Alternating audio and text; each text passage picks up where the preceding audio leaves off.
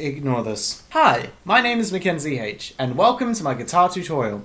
Today I'm going to be teaching you the very simple basics of guitar so you can start playing your favorite songs. So, let's get started. To start, you're going to want to learn how to tune the guitar. There are 6 strings to a guitar, and each of them have their own key they need to be tuned to. The fattest string at the top is E, then the next one down is A, then D, then G, B, and E. Now you may have noticed that the top and bottom strings are both E. And boy, are you on fire today. They are. The one at the bottom is a higher pitch of the same note, so for the sake of this video, this bottom one I'm going to be referring to as high E. Now, at the end of the guitar, the headstock, there are these 6 shiny things, 3 on the top and 3 on the bottom. These are the tuning pegs. Sometimes you get all 6 on the top, and that's very common in electric guitars. Now, each of these tuning pegs correspond to a string. Now, to tune down, you're going to want to find the tuning peg of the string that you're looking to tune down, and if it's on the top, you're going to want to turn it clockwise. To tune it up, anti-clockwise. And it's pretty much the same for the bottom except it's reverse. So anti-clockwise for down and clockwise for up. Now, a good way to remember the keys if you're just starting out as a musician is basically the alphabet all the way up to G, and once it hits that, it goes back to A. There's a little diagram somewhere on the screen. So while tuning the E string, if you're down to a D or a D sharp, you're going to want to tune it up back to E.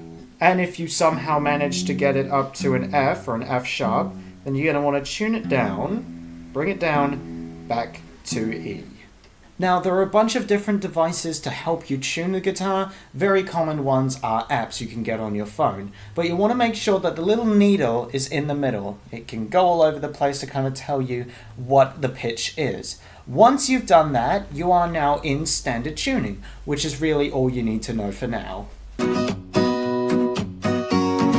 So, this is the neck of the guitar.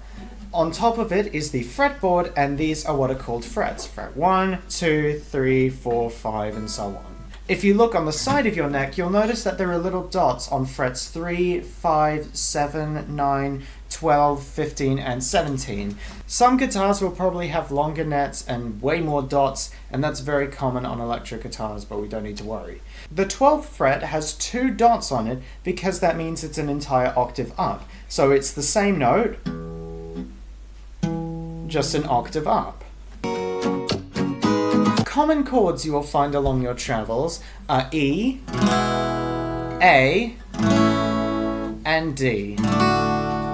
These are basic chords that you're going to want to learn that will allow you to play some songs to begin with. Other basic chords are C and G, but we'll only cover E, A, and D in this video, but there's a chord chart somewhere on the screen if you want to try them later.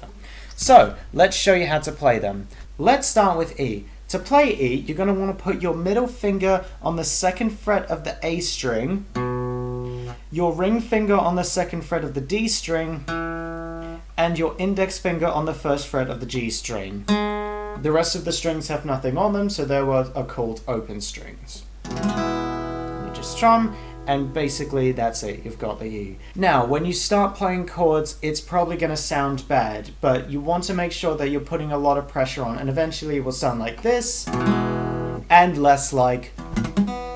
Let's move on to the A chord.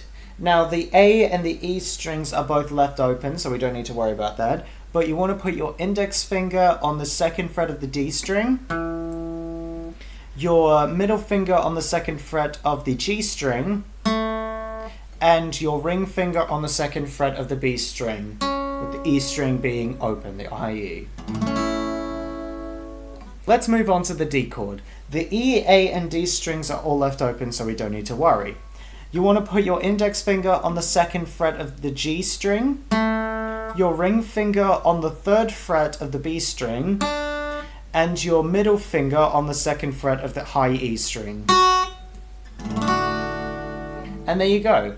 Now, I want you to try switching between A, D, E, and back to A in this style.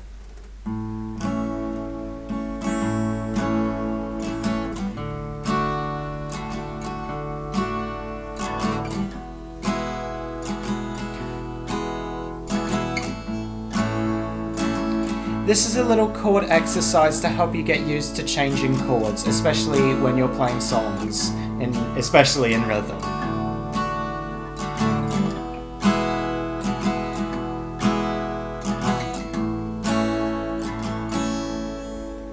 Once you feel confident with that, it's time for you to graduate and go out into the real music world. Congratulations! You have graduated, and now it's time to move into the real world of music. With these very basic skills I've taught you, you should be able to pick up the rest. Now, to help you, here are some resources that I think will help. ultimateguitar.com. It is one of the biggest guitar tabs sites ever and has been running for a really long time. It has everything you need, from tabs and chord sheets to short videos of people actually playing particular songs. I also strongly recommend picking up a capo and a few picks if you plan on doing strumming style songs. If you're thinking about fingerpicking style, then you don't need to worry. And if you're still confused by any of this, there's a brilliant video by Red Light Blue called Beginner Guitar Lessons Starter Pack that will probably help clarify some of the stuff I glossed over in this video.